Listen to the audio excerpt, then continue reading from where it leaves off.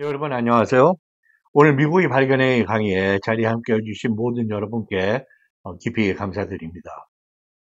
오늘 강의의 토픽은 유혈 사태 없는 내란이 있는가 하는 질문인데요.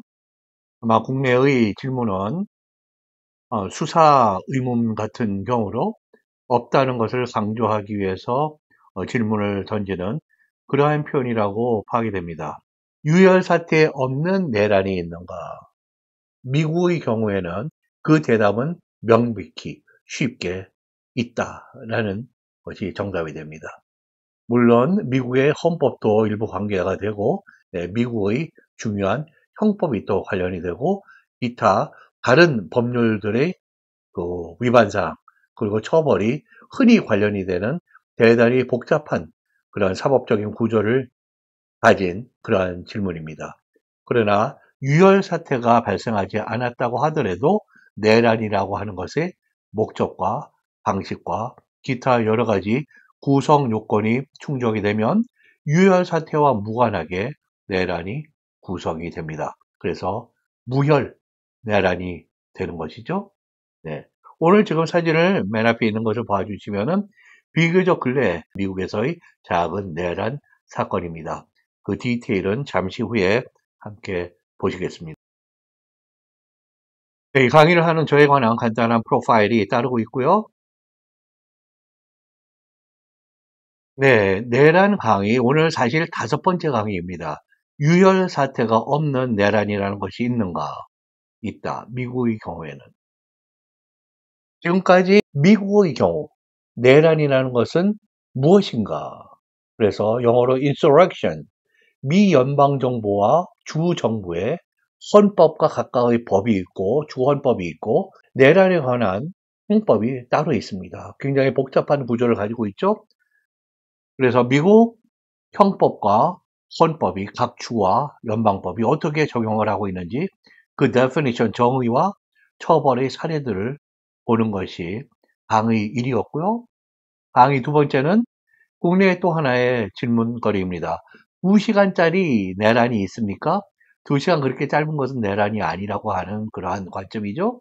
그러나 미국에서는 내란이라고 하는 것은 시간의 지속, 얼마나 지속되느냐라는 것은 전혀 중요 고려사항이 아닙니다. 요거에 대한 강의이고요. 3번째 강의는 내란인 거는 얼마나 미국에서 중대한 범죄인가? 미국 대통령의 경우에 만일에 내란을 저지른 경우에는 바로 첫 번째로 정치적으로 이분이 대통령 측에서 배제, 제거되어야 하기 때문에 그것이 바로 탄핵의 과정에 들어가서 하원에서 탄핵을 하고 임피치를 하고 상원에서 3분의 2의 그 찬성을 받아야만 그것이 유죄로 확정이 돼서 탄핵의 전 과정이 완성이 됩니다. 그 유죄 확정까지 이루어지지 않으면 그 대통령은 acquitted, 그 면죄가 됨으로써 직위를 계속 유지하고 트럼프 대통령이 2021년 1월에 그런 과정을 겪었었죠. 하원에서 임피치 되었지만은 상원에서 충분한 그 트럼프 대통령을 유죄로 확정짓고자 하는데 충분한 상원의원의 표가 10표가 모자라서 유죄 확정을 면한 그러한 경우였습니다. 그리고 내란 강의 4번째로는 대통령의 면책특권, 대통령은 행정부의 수반으로서 행정부, 국가의 기능을 원활하게 지속적으로 유지하기 위해서 형사소출을 면해주는 그런 특권이 있죠. 그리고 기타의 행정법을 수행하는 데서, 집행하는 데 있어서 여러 가지 특권을 누리게 됩니다. 그리고 대통령의 국가를 이끌고 행정법을 집행하고 하는 그러한 관점이나 그런 행위는 고도의 통치 행위로 보고 많은 경우에 형사적인 책임을 묻지 않는 것처럼 보는 관점이 있는데요.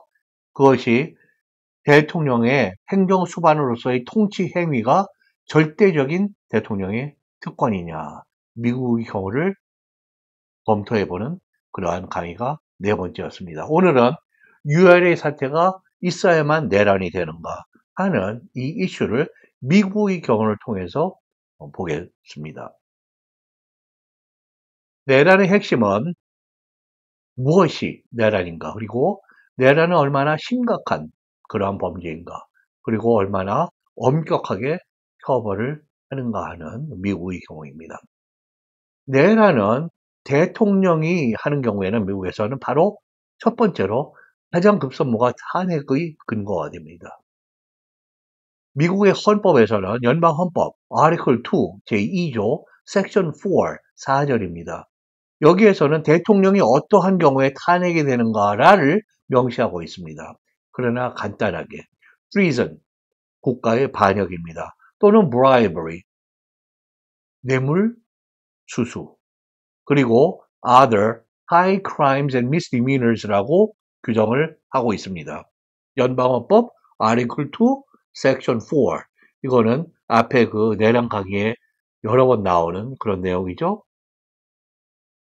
그리고 대통령이 빨리 만일에 내란을 저질렀다면 대통령직 오피스에서 배제 또는 제거, 영어의 표현은 상당히 심각합니다. To be removed from his office라는 표현을 씁니다. 그리고 나서 내란은 연방 형법에서 상당히 중요한 죄이기 때문에 거기서 연방 형법의 처벌을 받게 되는 것이죠. 그리고 관련된 기타 여러 가지의 법률 위반이 흔히 추가가 됩니다. 이렇게 간단 명료하게 법의 정신, 헌법적인 틀을 규정한 다음에 내란은 주로는 연방의 형법에 의해서 다스려집니다. 내란은 미국 연방 형법의 내란법 Title 18 US Code 2383 섹션 번호입니다. 즉 절입니다. 그래서 타이틀 18의 US 형법 2383 절에 따르면은 insurrection 또는 rebellion이라고 표현되는데요. 연방 헌법, 기관, 제도, 인물 이런 것이 다 포함됩니다. 정부의 입법, 사법, 행정부 또는 연방법의 authority, 추상적인 개념이에요. 또는 institution, 체제, 기관, 질서, 기능을 파괴, 손상, 전지, 저항, 전복하는 의도가 있고 폭력을 통해서 그것을 이러한 행위를 하려고 했을 때 그것이 또 조직이 되고 협력되어서 그렇게 표출이 되고 집행이 되는 경우 organize 또는 in concert라는 영어 표현으로 흔히 표현됩니다. 이런 행위는 insurrection rebellion에 바로 적용이 되는 것이죠. 이렇게 이 insurrection 내란에 가담하고 참가하는 것, 단순 일시 가담자도 있지만 영어로 fleeting participation이라고 눈앞에 뭐가 살짝 휙 날아갑니다. 아주 일시적인 것이죠. 그렇게 잠시 가담을 한다 하더라도 누구의 총을 들어주거나 야구 방망이를 들고 몇 걸음 가졌다. 이것들이 다 일시 가담으로 그래도 다른 범죄에 비해서는 상당히 심각하게 처벌을 받게 됩니다. 최고 10년의 징역입니다. 그리고 벌금이 흔히 따르고요. 그리고 공직을 금지하게 됩니다. 그리고 이와 짝을 이루는 내란의 형법이 또 따로 있습니다. 그 바로 뒤에 섹션인데요. Title 18의 US Code 2384입니다. 이것이 지난 2021년 1월 6일에 미국의 의회 캐피롤에서 벌어졌던 젊은이들이 모두가 젊은이들은 아니고요. 많은 그들이 또 여러 가지 형태로 무장을 하고 있었는데요. 또 트럼프 대통령이 이 젊은 친구들에게 march down to the Capitol, 주 연방 의사당으로 내려가라, 행진해 가라.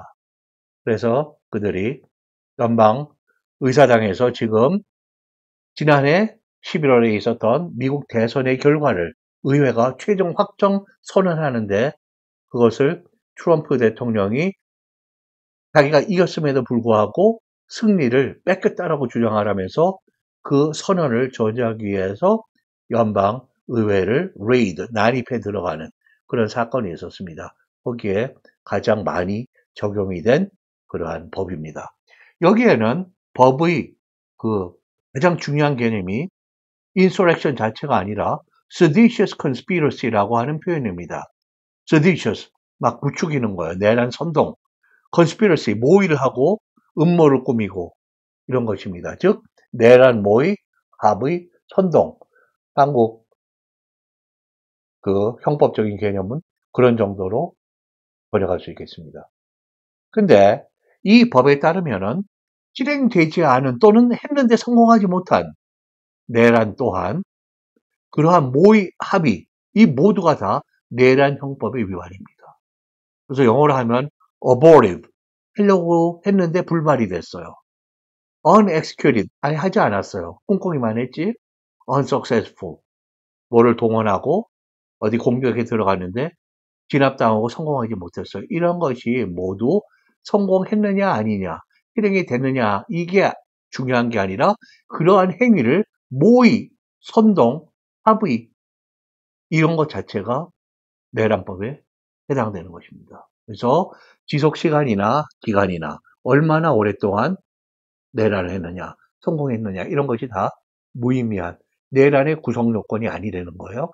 이 경우에는 단순하게 내란에 참가한 것보다 모의하고 선동하고 꼼꼼히 하고 작전을 짜고 하는 것이 더 큰 범죄가 됩니다. 그래서 최고가 앞의 그 내란 자체의 법보다도 2배가 되는 최고 20년 징역입니다. 그리고 벌금형이 있고 그리고 내란법이 모의, 계획, 특히 내란의 수뇌부들이 모여서 그렇게 모의를 하고 계획을 하고 또 때로는 실제로 벌어질 때 앞에 나가서 선동도 하고 아니면 뒤에서 SNS로 젊은이들이 아니면 누가 내란에 가담한 자들이 이렇게 문자를 보고 알 수 있게 이렇게 부추기는 거 이거의 정도 이런 행위의 그 심각성의 정도와 본질을 아주 중대하게 판단하는 것이죠. 2021년 1월 6일에 그 미국 연방의회 캐피톨에 대한 그 공격을 대부분이 거기에 참가했던 약 1,500명 정도가 의회 안으로 그 premises, 그 경내로 뚫고 들어갔는데 그들 중에 상당수가 이 seditious conspiracy, 이 내란 선동 모의 이 법의 위반으로 심각한 처벌을 받았는데 물론 지금 트럼프 대통령이 취임하자마자 곧 그들에게 승면을 내린 그러한 며칠 전에 이제는 역사가 된 그런 일이 있었죠. 이 내란에 모의 주도한 그런 그룹은 여러 가지 그룹들이 모여 있었는데 그중에 대표적인 게 Proud Boys. 우리는 이 입헌 시민들의 자유와 권리를 위해서 자랑스럽게 싸운다, 뭉쳤다, 전진하자. 그리고 Oath Keepers. 우리는 이러한 민주 질서와 헌법의 자유를 지키고자 선서를 했다. 선서를 지키는 자들이라는 이러한 그룹들이 아주 대표적인 그런 그룹들이었습니다. Article of Impeachment, 탄핵 소추안이라고 그럴까요? 발의안이라고 그럴까요? 그것이 미국 하원에서 사용하는 그 대통령을 탄핵 심의한다고 그럴 때 그 근거입니다. 여기에서 바로 Incitement of Insurrection, 트럼프 대통령에게 적용하고자 했던 그런 위반 사항인데요. 하원에서는 이 임피치먼트 가결이 되었습니다. 임피치가 됐다는 것이죠. 영어로는 우리 한국의 법 그런 과정과 약간 차이가 있어서 1대1로 그대로 상응하는 것을 매치시키기는 쉽지 않습니다. 그러나 하원에서는 트럼프는 두 번째로 또 탄핵이 되었던 미국의 첫 대통령이고요. 현재까지는. 그리고 상원회에서는 3분의 2의 표결이 필요한데 그러면은 100명 중에 67명이죠. 거기에서 57명만이 찬성을 해서 그중에 7명은 같은 공화당 상원의원이었습니다. 공화당 상원의원이 7명이 당신은 공화당 대통령이지만은 나는 당신이 죄가 있다라고 판단합니다라고 7명이 표를 던졌던 것은 적지 않은 그러한 자기 당의 대통령에 대한 규탄이 되겠습니다. 10표의 미달로 트럼프 대통령은 자기 직위를 유지하고 임기를 끝까지 마감한 그런 대통령으로 남게 되었죠. 그리고 내란이나 반란에 가담하는 자는 공직에서 면직되거나 앞으로 공직을 하지 못하는 그런 처벌이 따릅니다. 이것은 미국의 남북전쟁, 더 시빌 워, 1861년에서 65년까지 있었던 그 전쟁에서 미국이 남부가 연방에게 지잖아요. 군사적으로 제압을 당한 거예요. 그래서 미국의 연방 미합중국이 연방 헌법에다가 14번째 개정조항을 붙임으로써 내란 반란에 가담했던 남부연합국을 만들어서 연방에 먼저 군사 공격을 가하고 외교를 외국에다 펼치고 했던 미국 남부의 11개 주의 리더급의 남부의 임무를 연방에 공직을 금지시키기 위해서 통과시켰던 헌법 개정 조항입니다. 관련된 그리고 다양한 그 후가 그런 위반으로 처벌이 가능한 것이 현실입니다. 그 중에 만일에 treason, 국가 반역을 저질렀다고 하면은 Title 18 US Code 2381 또 다른 국가 반역 형법에 의해서 심각한 경우에는 사형, 일반적으로는 최고로 무기징역. 근데 이 무기징역은 가석방, 중간에 어떻게 나올 수 있고 그런 상황이 허용이 되지 않습니다. 그래서 life imprisonment without parole이라고 영어로 표현합니다. 최저 5년의 징역이 됩니다. 이 이외에도 여러 가지 위반 가능성이 높아서 추가적으로 형이 더해짐으로써 어떤 경우에는 사형 또는 실질적인 사형에 가까운 가석방 없는 무기징역까지 가능한 것이 이 엄격한 미국의 내란 형법인 것이죠. 이 내란을 무엇이 내란이 되는가? 그 구성 요건, 그것의 정의입니다. 이것은 아까 내란의 경우에는 대통령을 high crimes의 이유로 그렇게 탄핵을 할 수 있다. 대통령의 탄핵은 기본적으로 미국에서는 정치적인 과정입니다. 그러나 그 다음에는 형법의 처벌을 대통령이 받게 됩니다. 대통령이 아니더라도 공무원이거나 아니면 일반 시민도 국가, 연방 그런 정치기관, 제도, 인물에 대해서 그런 공격을 가하면 내란이 되는 것이죠. 연방 헌법, 기관, 정부, 정부는 입법, 사법, 행정부 또는 연방 법의 권위, 해제 시스템, 그리고 질서, institution, 기관들, function, 기능을 destroy, 파괴하거나 stop, prevent, 정지하거나 사전에 미연에 무엇이 발생 안 하게 중단시킬 때, 또 무엇을 challenge하고 defy, resist 한다고 표현합니다. 무엇에 저항을 하고 안 되게 하고 overthrow, 정부의 어떤 기관을 전복시키거나 또는 destabilize, 불안정하게 할 때, 이러한 의도를 가지고 폭력적인 방법으로 violent하다는 거, 그리고 조직 협력된 그러한 방식으로 그러한 폭력적인 물리적 힘을 행사하는 것이 바로 내란의 구성 요건이 됩니다. 그래서 이러한 형법에 기본적으로 명시적인 틀이 있고 법원의 판례들의 그 축적, 그리고 때로는 이러한 현대에는 어떤 식으로 이것이 펼쳐질지 법이 만들어질 때 다 이것이 예상되고 쓴 게 아닌 것이거든요. 그래서 입법 당시의 취지에 비추어서 또 새로 발생한 케이스를 많이 해석하는, 그래서 미국의 사법 판례들, court decision, 이 결정 판결문 같은 걸 보면 많이 입법의 취지가 어떠한 것으로 판단된다는 표현이 많이 나옵니다. 그래서 입법 취지 당시에, 그리고 그러한 취지를 사법적인 판례, 판결 또는 해석의 틀로 사용하는 것이죠. 그래서 폭력적인 방식, violence는 뭐냐? assault, 어떤 타겟을 가지고 그 aggression, 공격을 하는 거, 폭행을 하는 거, 네, 또 vandalism도 포함이 되는데요. 무엇을 내가 야구방망이로 때려 부셨어. 거기다 그래피티로 막 칠을 해서 난장판을 만들어놨어. 이것이 다 손괴, 파괴, 손상이 이 vandalism입니다. 그리고 arson, 방화, 불을 지르는 것이고요. 그 다음에 seizing 또는 occupying government buildings, 정부 건물이나 공간, space 이런 것을 내가 차지하고 점유하고 이런 경우, 점거하는 경우. 그리고 raid, storm이 폭풍이 어떤 지역을 기습적으로 공격해 들어가는 것을 이야기합니다. breach, break in, break into 이런 표현으로 어디에 침입, 난입해 들어갈 때 blockade, 연방정부와 연방의 법팀이, 집행팀이 오니까 내가 바리케이드를 치고 이 블락케이드 하는 거 봉쇄, 차단, 방해 이 행위가 이러한 내란의 폭력에 해당합니다. 그리고 armed resistance, 무장으로 예를 들면 사법기관이 어떤 법 집행을 할 때 무장을 해서 내가 저항을 해요.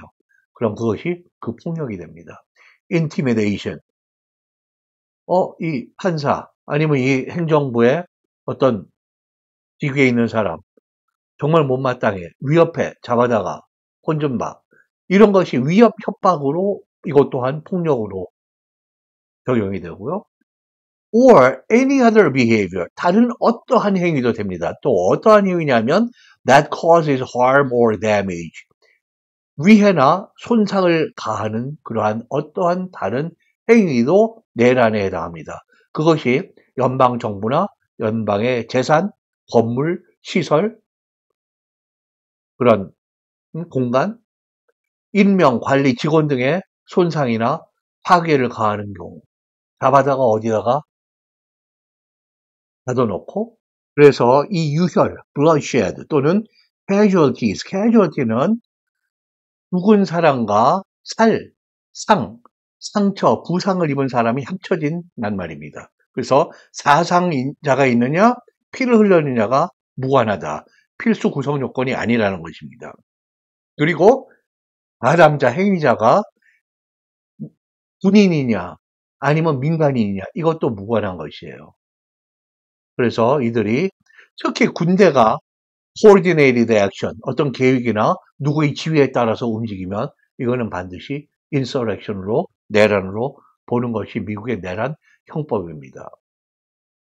그리고 이러한 계획이나 이런 것이 있을 때 또 의도가 있었냐를 보는데 이것이 계획적으로 움직이고 선동하고 하면 의도 없이는 그런 것이 사실상은 현실적으로 맞물려서 움직이는 것이기 때문에 이 계획, 영어로는 deliberate 하느냐, 의도적이냐, planned, 계획을 갖고 있느냐 이것이 바로 대개는 주로 정치적인 이념이 그 배후에 있느냐 라는 것이 이 의도를 성립시켜주는 그러한 요건이 됩니다. 그래서 정치적인 또는 이데올로기적인 motives 이런 것이 중요한 그 판단의 기준이 되는 것이죠. 그래서 정부가 마음에 안 들어. 내가 보기에는 국민의 기본권을 완전히 박탈을 하고 이 정책은 우리가 기본적으로 신에게서 받은 그 권한을 제약해. 그러니까 이거는 위헌이고 무효야. 그러니까 우리가 무장으로 저항할 권한이 있어. 이런 식으로 생각하는 것. 그것이 바로 이러한 ideological 그런 motive가 되는 것이죠. 그러나 사람이 몇 명이 모여서 그냥 불만이 쌓여서 랜덤하게 무작위로 폭력적인 그런 행위를 하는 것만으로는 인서렉션을 구성하지 못합니다. 네, 그리고 조직 협력이 중요한 개념이라고 요건이라고 말씀드렸죠.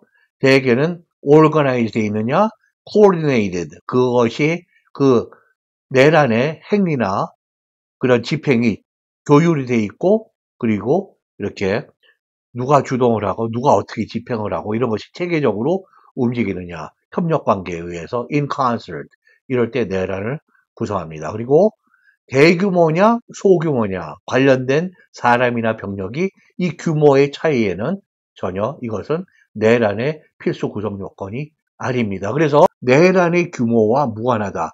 가담 인원이나 폭력의 그 바이런스의 스케일, 규모, 대규모냐 소규모냐 소규모도 내란이 얼마든지 될 수 있다는 것이죠. 그리고 localized, 저 동네에서 조금 서너 명이 움직였는데요. 10명이 움직였는데 그것이 내란이 아니라고 하는 이유가 성립이 안 되는 것입니다. small scale 다 large scale의 widespread 전면적으로 광범위하게 확산된 내란과 내란 법의 눈에는 다 같은 내란을 구성하는 그런 행위라고 보는 것입니다. 지속 시간, 기간, 성공 다 여부 무관한 이야기다. 앞의 강의에서 아까 말씀드린 대로 다 자세하게 설명을 드리고 있습니다. 이 미국의 내란의 구성 요건을 설명하는 하나의 아주 좋은 문장을 소개해 드리겠습니다. 영어로 되어 있는데 even brief, small-scale acts 비교적 짧은 그리고 소규모의 행위라 할지라도 조차도 aimed at defying or overthrowing constitutional authority or order 헌법적인 authority, 권위 또는 order, 질서를 overthrow 또는 defy 거기에 저항하거나 전복하는 것을 목표로 하는 그러한 짧은 시간에 또는 기간에 소규모 acts 그런 행위라 할지라도 그것 또한 may qualify 구성 요건을 만족시킬 수 있다. 자격 요건을 충족시킬 수 있다는 얘기입니다. under the law 이 형법의 아래에서는 if they pose a significant threat 그러한 행위들이 유의미한 위협을 가할 때는 to the government 여기서는 문맥상 연방정부이죠. 또는 or public order 공적인 질서에 위해를 가할 때는 그래서 잠깐 brief 그리고 small scale acts까지도 내란을 구성하게 된다는 것입니다. 그럼 그렇게 무혈 내란이 실제로 이러한 사법적인 개념적인 틀 또는 판례 몇 개 말고 실제로 있었습니까? 라는 질문에 몇 가지를 여러분들과 검토해 보겠습니다. 미국 역사상 처음으로 등장했던 1794년에 위스키 리벨리언입니다. 이것은 미국 합중국이 연방정부가 1789년에 처음으로 출범을 하고 나서 그거 반란을 하면은 때를 잡든지 뭐 집행을 하죠. 그게 그렇게 안 되는 것은 그렇게 반란을 시도한 것조차도 이 당시에는 미국 연방정부라고 하는 것이 그렇게 행정부가 크지 않고 인원도 얼마 안 되고 세금 걷는 것도 거의 미미하고 조직 자체가 정비가 안 돼 있어요. 사법기관이라는 거는 거의 정비가 안 된 그런 상태이고 그러니까 이 미국의 펜실베니아주 필라델피아 아시죠? 그 애플레이찬 산맥의 여름에는 아름답고 그런 미국 동부의 애플레이찬 산맥의 한 부분입니다. 거기에서 피츠버그라고 하는 곳 그 일대의 지역인데요. 그러니까 펜실베니아주의 서쪽 그 산악 지형이죠. 거기서 농사를 짓던 농부들이 이 애플레이찬 산맥을 넘어서 수레에 싣고 무슨 외건에 싣고 너무 힘들고 돈 들고 노동도 심하고 별로 수익이 안 남네. 그래서 이것을 그 주조를 해서 위스키를 만들어서 이동을 시키면 아주 빠른 시간에 큰 수익이 남는, 가성비가 많이 붙는 그러한 행위가 되겠다, 사업이 되겠다. 그래서 이 위스키를 만들어서 하는 일을 벌였는데 연방정부가 이거 특수 물품 과세를 여기다 하게 됩니다. 그래서 연방 엑사이즈 텍스라고 보통 특수 부가세를 거기 붙였다고 생각하시면 돼요. 국내적인 개념으로는. 이렇게 연방 위스키 특수 세금을 부과를 했더니 이 농부들이 무장을 하고 반대하고 나옵니다. 이것들 연방정부 한번 혼 좀 내줘야지.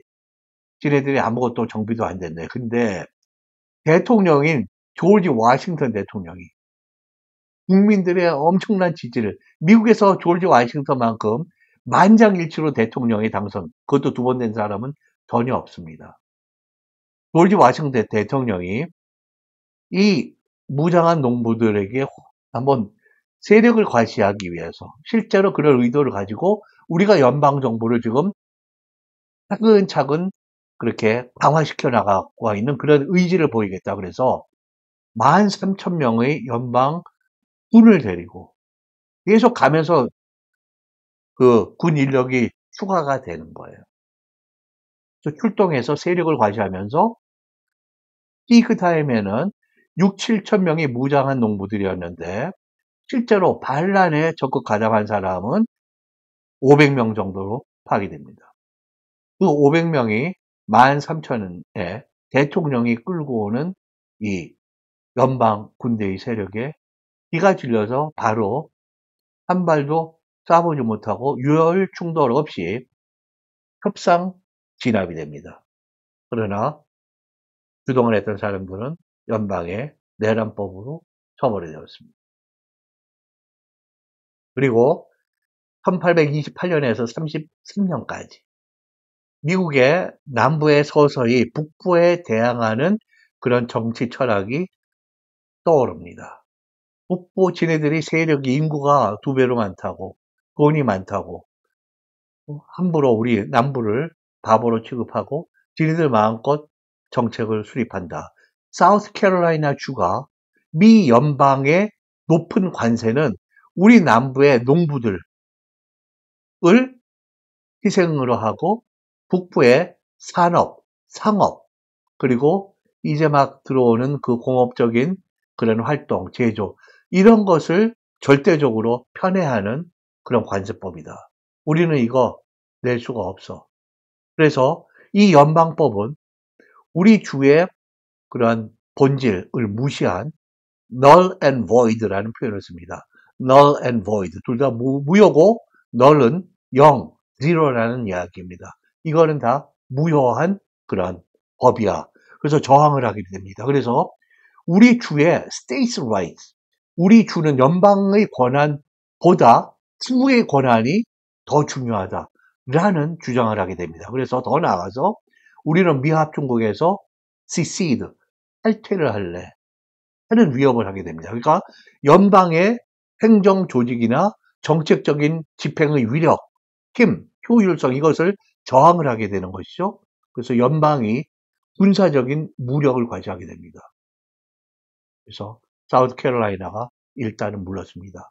연방 또한 서로 협상을 해서 물러서게 됩니다. 그래서 compromise tariff라고 그 관세를 협상 관세를 1833년에 통과시켜서 사태를 진정시키게 됩니다. 그러나 이 사우스캐롤라이나 주의 주 전체의 정부에서 연방 정부에 대항했던 것 이것이 인서렉션 내란으로 규정되어 있습니다.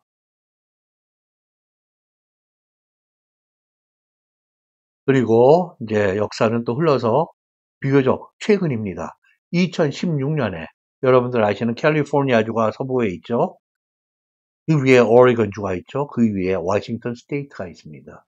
이 오레곤주에서 멜휴어라는 고유명사의 멜휴어 내셔널 와일드라이프 여러분 아시죠? 야생동물들 refuge 보호처 은신처가 있습니다. 어떠한 야생동물을 특히 멸종의 위기가 있다든지 그럴 때 보호하고 그 증식을 도모하고 증진하고 이런 멜휴어의 이 국립 야생동물 보호공원에서 일부의 무장한 사람들이 이 공원을 점거를 하게 됩니다. 이 영역을 무장을 하고 탈취, 점령을 하게 되는 것이죠. 그래서 약 20명에서 최대로는 40명이 무장 시민들이 누구냐 하면은 미국의 일부의 사람들 중에는 연방정부를 혐오하는 그룹이 있습니다. 연방정부는 정책이나 사고방식이 우리 개인의 자유를 위협하고 우리 개인의 진취적인 또는 이니셔티브, 그 주도적인 삶의 추구 이런 것을 제약을 하고 그러니까 연방정부의 그런 정책이나 부당한 또는 불공정한 것들은 저지가 돼야 된다고 보는 것이죠. 이렇게 믿는 반연방정부 그런 철학을 가진 사람들이 무장을 하고 약 20명, 최대에는 40명이 모여서 이 보호구역을 40일간 점령하게 됩니다. 그래서 우리 farmer들, 이 오레곤 지역에 또는 다른 지역에 있는 그 farmer들도 지원하는 그런 나름대로 자기네들의 연설이나 주장들을 하게 돼요. 또 랜처들, 목장이나 아니면 다른 동물, 그런 농장을 하는 사람들의 사업을 방해한다. 이 사람들의 삶을 방해한다. 이런 주장으로 무장을 대체하고 연방에서도 진압하는 law enforcement, 뭐 경찰에서부터 FBI의 여러 가지 조직들이 있어요. 그런 사람들. 그리고 이럴 때는 또 스테이트 폴리스하고 또 협력을 해서도 많이 일을 합니다. 이러한 법 집행팀이 왔을 때 결국에는 여기서 무혈 충돌 없이 이 사람들이 체포되고 다수가 내란법으로 처벌을 받았습니다. 근데 여기서는 이 보호 공원에서는 유혈 충돌이 없었는데 제3의 장소에서 멀리 떨어진 곳에서 같은 이러한 조직의 한 사람이 연방 그런 법 집행팀에 위협적인 행위를 하다가 한 명이 체살이 되었습니다. 그런 면에서는 일으킨 쪽에서 사살을 한 명이 당한 것이죠. 그러나 이거에 대한 법적인 그러한 해석은 유혈 없이 내란이 발생한, 내란이 구성이 된 그러한 불법 행위로 처벌이 된 것이죠. 사진을 보시면은 이렇게 사람들이 지금 무장을 하고 있는 이 뒤에 사람들도 그렇고 뒤에 SUV 또는 밴 아니면은 특수 거의 뭐 군대 장갑차 같은 차들도 들어와 있어요. 자기네들의 그 무장한 차입니다. 그래서 연방정부, 반연방정부 그 활동가들이 연방정부와 이렇게 armed confrontation, 무장 그 대치하고 있는 그러한 모습입니다. 네, 지금까지 있었던 네 개의 다른 미국의 내란의 경우, 내란의 법은, 형법은 또 어떤 것인지, 대통령이 하는 경우 탄핵은 또 어떻게 해서 내란이 탄핵의 요건을 구성하는지, 그리고 어떤 경우가 있었고, 미국의 중요한 내란을 10가지 정도 리뷰한 그러한 강의도 있고요. 오늘은 내란의 기본 구성 요건, 조건들 중에도 무관하다. 그 이슈는 중요하지 않다는 것이 지속 시간이 짧아서 이거 내란 아니다. 미국의 경우에는 그것은 전혀 immaterial이라고 표현합니다. material, 자료, 재료, 실체가 있는 IM이 붙어서 반대어예요. 그 주장은 실체가 없어. 근거가 약해라고 하는 것입니다. 법적인 그런 해석이나 설명에서 많이 쓰이는 그런 표현이죠. 지속 시간 기간 무한하다. 성공했느냐, 실패했느냐, 불발했느냐. 이것도 중요하지 않은 것이에요.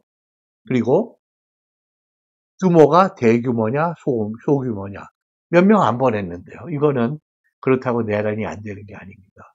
그리고 유혈, 피를 보았느냐? 굉장히 사회적으로는 참 슬픈 그러한 이야기를 지금 하고 있는 것입니다. 누가 죽거나 다치지 않아도 유혈이 없다 하더라도 그러한 의도와 그러한 방식과 그러한 행위가 정부의 기능, 헌법적인 기관 이런 것을 타겟으로 이루어질 때 이런 것에 무관하게 의도, 계획, 모의, 음모, 주도, 천동 실제로 가담한 것보다 이게 또 아까 보신 듯이 2배 또는 이상의 형에 처해지는 그러한 이야기들입니다. 그래서 모의, 음모, 주도, 선동. 뭐 주변에서 한마디 했는데 그게 보통 사람들 그런 리더급이 아니면 그렇게 안 하잖아요. 그러니까 이게 굉장히 미국의 내란법은 엄격하게 적용이 되고 집행이 된다는 것입니다.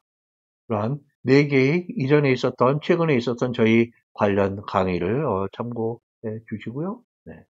오늘 유혈이 없는 내란이 있습니까? 미국 경우에는 명백하게 아주 쉽고 단적으로 대답은 yes, 있습니다입니다. 그래서 무혈 내란이 되는 것이죠. 네, 이 강의를 할 때 내란이라고 하는 것이 정말 슬픈 그리고 강의하는 사람이나 연구자로서 마음이 즐겁거나 그런 일은 절대로 아닙니다. 그리고 우리가 또 어떤 식으로 결론이 날지 그러나 국가적으로 많이 시련 속을 겪고 있는 것은 내가 어떠한 정치적인 그러한 신념이나 의견을 갖고 있던 간에 우리 민족이 지금 겪고 있는 상당한 그런 시련인 것은 분명합니다. 저 또한 미국 학자로서 국내의 법을 해석하거나 학자적으로 설명할 그런 능력을 갖고 있지 않습니다. 저는 오로지 미국 학자로서 한쪽으로는 영어학자이고 한쪽으로는 미국의 정치학, 법학, 헌법학을 공부하고 또 미국에서 가르쳤던 사람으로서 저는 미국의 경우만 지금 글로벌라이즈 된다는 글로벌리제이션, 지구촌, 글로벌 빌리지 이런 것이 다 긍정적인 모습으로 보면은 세계가 하나로 가까이 가고 전통적인 또 아쉬운 쪽으로 보면은 전통적인 나의 아이덴티티나 전통적인 나만의 역사나 문화나 이런 것을 많이 잃거나 그것이 융합이 되는 그러한 모습입니다. 어느 쪽의 의견을 가지시든 그것은 여러분의 그런 권리이시고요. 또 여러분의 몫이고 저는 미국 학자로서 미국을 정확하고 공정하게 여러분들에게 전달하는 것이 저희 임무라고 생각합니다.